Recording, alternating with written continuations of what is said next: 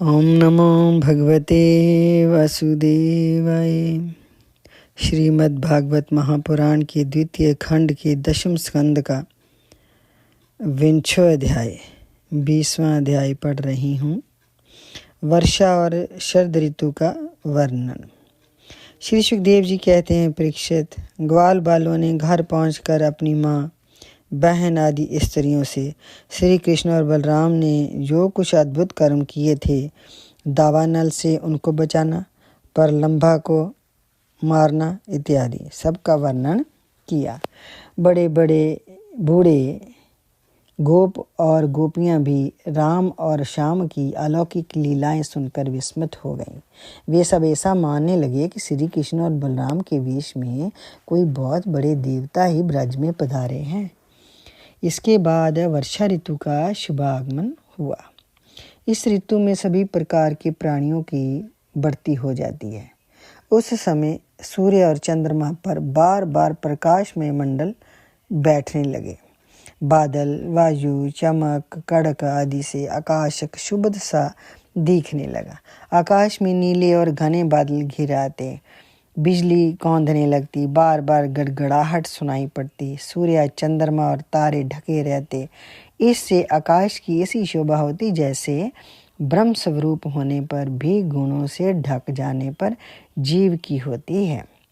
सूर्य ने राजा की तरह पृथ्वी रूप पर जैसे 8 महीने तक जल का कर ग्रहण किया था, अब समय आने पर वे अपनी किरण करों से फिर उसे बांटने लगे।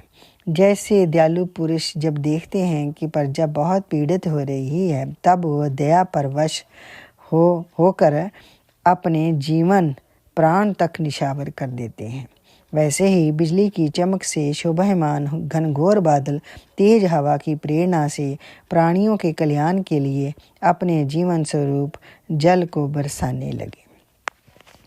जेठ आषाढ़ की गर्मी से पृथ्वी सूख गई थी। अब वर्षा के जल से सिंच कर वे हरी भरी हो गई। जैसे सकाम भाव से तपस्या करते समय पहले तो शरीर दुर्बल हो जाता है, परंतु जब उसका फल मिलता है तब हष्ट पुष्ट हो जाता है। वर्षा के सायंकाल में बादलों से घना अंधेरा छा जाने पर ग्रह और तारों का प्रकाश तो नहीं दिखलाई पड़ता, परंतु जुगनू चमकने लगते हैं। जैसे कलयुग में पाप की प्रबलता हो जाने से पाखंड मतों का प्रचार हो जाता है और वैदिक संप्रदाय लुप्त हो जाते हैं। जो मेंढक पहले चुपचाप सो रहे थे, अब वे बादलों की गरज सुनकर टर टर करने लगे। जैसे नित्य नियम से निवृत्त होने पर गुरु के आदेश अनुसार ब्रह्मचारी लोग वेद पाठ करने लगते हैं। छोटी छोटी नदियां जो जेठ आषाढ़ में बिल्कुल सूखने को आ गई थीं, वे अब उमड़ घुमड़ कर अपने घेरे से बाहर बहने लगी। जैसे अजितेंद्रिय पुरुष के शरीर और धन संपत्तियों का कुमार्ग में उपयोग होने लगता है। पृथ्वी पर कहीं कहीं हरी हरी घास की हरियाली थी, तो कहीं कहीं बीर भूटियों की लालिमा और कहीं कहीं बरसाती छत्तों के कारण वे सफ़ेद मालूम देती थी। इस प्रकार उसकी ऐसी शोभा हो रही थी मानो किसी राजा की रंग बिरंगी सेना हो। सब खेत अनाजों से भरे पूरे लहलहा रहे थे। उन्हें देखकर किसान तो मारे आनंद के फूले न समाते थे, परंतु सब कुछ प्रारब्ध के अधीन है। ये बात ना जानने वाले धनियों के चित्त में बड़ी जलन हो रही थी कि अब हम इन्हें अपने पंजे में कैसे रख सकेंगे। नए बरसाती जल के सेवन से सभी जलचर और थलचर प्राणियों की सुंदरता बढ़ गई थी। जैसे भगवान की सेवा करने से बाहर और भीतर के दोनों ही रूप सुगढ़ हो जाते हैं। वर्षा ऋतु में हवा के झोंकों से समुद्र एक तो यूं ही उताल तरंगों से युक्त हो रहा था, अब नदियों के संजोग से वे और भी क्षुब्ध हो उठा। ठीक वैसे ही जैसे वासना युक्त जोगी का चित्त विषयों का संपर्क होने पर कामनाओं के उभार से भर जाता है।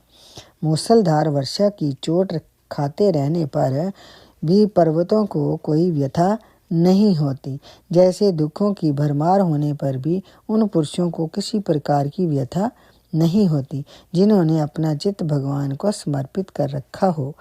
जो मार्ग कभी साफ ना किए जाते थे वे घास से ढक गए और उनको पहचानना कठिन हो गया। जैसे सब द्विज जाति वेदों का अभ्यास नहीं करते, तब कालक्रम से वे उन्हें भूल जाते हैं। यद्यपि बादल बड़े लोक उपकारी होते हैं, फिर भी बिजलियां उनमें स्थिर नहीं रहती। ठीक वैसे ही जैसे चपल अनुराग वाली कामनी स्त्रियां गुणी पुरुषों के पास भी स्थिर भाव से नहीं रहती। आकाश मेघों के गर्जन तर्जन से भर रहा था। उसमें निर्गुण बिना डोरी के भाव इंद्रधनुष की वैसी ही शोभा हुई जैसी सत्व रज आदि गुणों के क्षोभ से होने वाले विश्व के बखेड़े में निर्गुण ब्रह्म की। यद्यपि चंद्रमा की उज्जवल चांदनी से बादलों का पता चलता था, फिर भी उन बादलों ने ही चंद्रमा को ढककर शोभाहीनी बना दिया था। ठीक वैसे ही जैसे पुरुष के आभास से आभासित होने वाला अहंकार ही उसे ढककर प्रकाशित नहीं होने देता। बादलों के शुभ आगमन से मोरों का रोम रोम खिल रहा था। वे अपनी कुहुक और नृत्य के द्वारा आनंद उत्सव मना रहे थे। ठीक वैसे ही जैसे गृहस्थी के जंजाल में फंसे हुए लोग जो अधिकतर तीनों तापों से जलते और घबराते रहते हैं, भगवान के भक्तों के शुभ आगमन से आनंद मगन हो जाते हैं। जो वृक्ष जेठ आषाढ़ में सूख गए थे, वे अब अपनी जड़ों से जल पीकर पत्ते, फूल तथा डालियों से खूब साज धज गए। जैसे सकाम भाव से तपस्या करने वाले पहले तो दुर्बल हो जाते हैं, परंतु कामना पूरी होने पर मोटे तगड़े हो जाते हैं। परीक्षित, तालाबों के तट कांटे, कीचड़ और जल के बहाव के कारण प्रायः अशांत ही रहते थे, परंतु सारस एक क्षण के लिए भी उन्हें नहीं छोड़ते थे। जैसे अशुद्ध हृदय वाले विषयी पुरुष काम धंधों के झंझट से कभी छुटकारा नहीं पाते, फिर भी घरों में ही पड़े रहते हैं। वर्षा ऋतु में इंद्र की प्रेरणा से मूसलधार वर्षा होती है। इससे नदियों के बांध और खेतों की मेड़ें टूट फूट जाती हैं। जैसे कलयुग में पखंडियों के तरह तरह के मिथ्या मतवादों से वैदिक मार्ग की मर्यादा ढीली पड़ जाती है। वायु की प्रेरणा से घने बादल प्राणियों के लिए अमृत में जल की वर्षा करने लगते हैं। जैसे ब्राह्मणों की प्रेरणा से धनी लोग समय समय पर दान के द्वारा प्रजा की अभिलाषाएं पूर्ण करते हैं। वर्षा ऋतु में वृंदावन इसी प्रकार शोभेमान और पके हुए खजूर तथा जामुनों से भर रहा था। उसी वन में विहार करने के लिए श्याम और बलराम ने ग्वाल बाल और गौओं के साथ प्रवेश किया। गौएं अपने थनों के भारी भार के कारण बहुत ही धीरे धीरे चल रही थी। जब भगवान श्री कृष्ण उनका नाम लेकर पुकारते, तब वे प्रेम परवश होकर जल्दी जल्दी दौड़ने लगती। उस समय उनके धनों से दूध की धारा गिरती जाती थी। भगवान ने देखा कि वनवासी भील और भीलनियां आनंद मगन हैं। वृक्षों की पंक्तियां मधुधारा उड़ेल रही हैं। पर्वतों से झरझर करते हुए झरने झर रहे हैं। उनकी आवाज़ बड़ी सुरीली जान पड़ती है और साथ ही वर्षा होने पर छिपने के लिए बहुत सी गुफाएं भी हैं। जब वर्षा होने लगती, तब श्री कृष्ण कभी किसी वृक्ष की गोद में या खोडर में जा छिपते, कभी कभी किसी गुफा में ही जा बैठते और कभी कंदमूल फल खाकर ग्वाल बालों के साथ खेलते रहते। कभी जल के पास ही किसी चट्टान पर बैठ जाते और बलराम जी तथा ग्वाल बालों के साथ मिलकर घर से लाया हुआ दही भात, दाल शाक आदि के साथ खाते।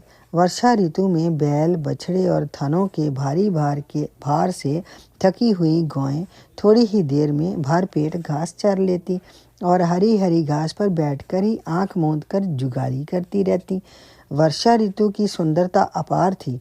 वे सभी प्राणियों को सुख पहुंचा रही थी। इसमें संदेह नहीं है कि वे ऋतु, गाय, बैल, बछड़े सब के सब भगवान की लीला के ही विलास थे। फिर भी उन्हें देखकर भगवान बहुत प्रसन्न हो रहे थे और बार बार उनकी प्रशंसा कर रहे थे। इस प्रकार श्याम और बलराम बड़े आनंद से ब्रज में निवास कर रहे थे। इसी समय वर्षा बीतने पर शरद ऋतु आ गई। अब आकाश में बादल नहीं रहे, जल निर्मल हो गया, वायु बड़ी धीमी गति से चलने लगी। शरद ऋतु में कमलों की उत्पत्ति से जलाशयों के जलने अपनी सहज स्वच्छता प्राप्त कर ली। ठीक वैसे ही जैसे जोग भ्रष्ट पुरुषों का चित्त फिर से जोग का सेवन करने से निर्मल हो जाता है, शरद ऋतु ने आकाश के बादल, वर्षा काल के बड़े हुए जीव, पृथ्वी की कीचड़ और जल के मटमटैलेपन को नष्ट कर दिया। जैसे भगवान की भक्ति ब्रह्मचारी, गृहस्थ, वानप्रस्थ और सन्यासियों के लिए सब प्रकार के कष्टों और अशुभों का झटपट नाश कर देती है। बादल अपने सर्वस्व जल का दान करके उज्जवल कांति से सुशोभित होने लगते हैं। ठीक वैसे ही जैसे लोक परलोक, स्त्री पुत्र और धन संपत्ति संबंधी चिंता और कामनाओं का परित्याग कर देने पर संसार के बंधन से छूटे हुए परम शांत सन्यासी शोभायमान पाते हैं। अब पर्वतों से कहीं कहीं झरने झरते हैं और कहीं कहीं वे अपने कल्याणकारी जल को नहीं भी बहाते थे। जैसे ज्ञानी पुरुष समय पर अपने अमृतमय ज्ञान का दान किसी अधिकारी को कर देते हैं और किसी को नहीं भी करते। छोटे छोटे गड्ढों में भरे हुए जल के जलचर ये नहीं जानते कि इस गड्ढे का जल दिन पर दिन सूखता जा रहा है। जैसे कुटुंब के भरण पोषण में भूले हुए मूढ़ ये नहीं जानते कि हमारी आयु क्षण क्षण क्षीण हो रही है। थोड़े जल में रहने वाले प्राणियों को शरतकालीन सूर्य की प्रखर किरणों से बड़ी पीड़ा होने लगी। जैसे अपनी इंद्रियों के वश में रहने वाले कृपण एवं दरिद्र कुटुंबी को तरह तरह के ताप सताते ही रहते हैं। पृथ्वी धीरे धीरे अपना कीचड़ छोड़ने लगी और घास पात धीरे धीरे अपनी कचाई छोड़ने लगे। ठीक वैसे ही जैसे विवेक संपन्न साधक धीरे धीरे शरीर आदि अनात्म पदार्थों में से ये मैं हूँ और ये मेरा है, ये अहंता और ममता छोड़ देते हैं। शरद ऋतु में समुद्र का जल स्थिर, गंभीर और शांत हो गया। जैसे मन के निसंकल्प हो जाने पर आत्माराम पुरुष कर्म कांड का झमेला छोड़कर शांत हो जाते हैं। किसान खेतों की मेड़ मजबूत करके जल का बहना रोकने लगते हैं। जैसे जोगी जन अपनी इंद्रियों को विषयों की ओर से जाने से रोककर प्रत्याहार करके उनके द्वारा क्षीण होते हुए ज्ञान की रक्षा करते हैं। शरद ऋतु में दिन के समय बड़ी कड़ी धूप होती है, लोगों को बहुत कष्ट होता, परंतु चंद्रमा रात्रि के समय लोगों का सारा संताप वैसे ही हर लेता जैसे देहाभिमान से होने वाले दुख को ज्ञान और भगवद विरह से होने वाले गोपियों के दुख को श्री कृष्ण नष्ट कर देते हैं। जैसे वेदों के अर्थ को स्पष्ट रूप से जानने वाला सत्व गुणी चित्त अत्यंत शोभायमान होता है, वैसे ही शरद ऋतु में रात के समय मेघों से रहित निर्मल आकाश तारों की ज्योति से जगमगाने लगा। परीक्षित, जैसे पृथ्वी तल में जदुवंशियों के बीच जदुपति भगवान श्री कृष्ण की शोभा होती है, वैसे ही आकाश में तारों के बीच पूर्ण चंद्रमा सुशोभित होने लगा। फूलों से लदे हुए वृक्ष और लताओं में होकर बड़ी ही सुंदर वायु बहती, वे ना अधिक ठंडी होती ना अधिक गर्म। उस वायु के स्पर्श से सब लोगों की जलन तो मिट जाती, परंतु गोपियों की जलन और भी बढ़ जाती, क्योंकि उनका चित्त उनके हाथ में नहीं था, श्री कृष्ण ने उसे चुरा लिया था। शरद ऋतु में गौएं, हिरनियाँ, चिड़ियाँ और नारियाँ श्रुतुमती संतोत्पत्ति की कामना से युक्त हो गईं तथा सांड, हिरन, पक्षी और पुरुष उनका अनुसरण करने लगे। ठीक वैसे ही जैसे समर्थ पुरुष के द्वारा की हुई क्रियाओं का अनुसरण उनके फल करते हैं। परीक्षित, जैसे राजा के शुभ आगमन से डाकू चोरों के सिवा और सब लोग निर्भय हो जाते हैं, वैसे ही सूर्योदय के कारण कुमुदिनी भाव कुई जा कोई के अतिरिक्त और सभी प्रकार के कमल खिल गए। उस समय बड़े बड़े शहरों और गांवों में नवातन, प्रसन्न और इंद्र संबंधी उत्सव होने लगे। खेतों में अनाज पक गए, और पृथ्वी भगवान श्री कृष्ण तथा बलराम जी की उपस्थिति से अत्यंत सुशोभित होने लगी।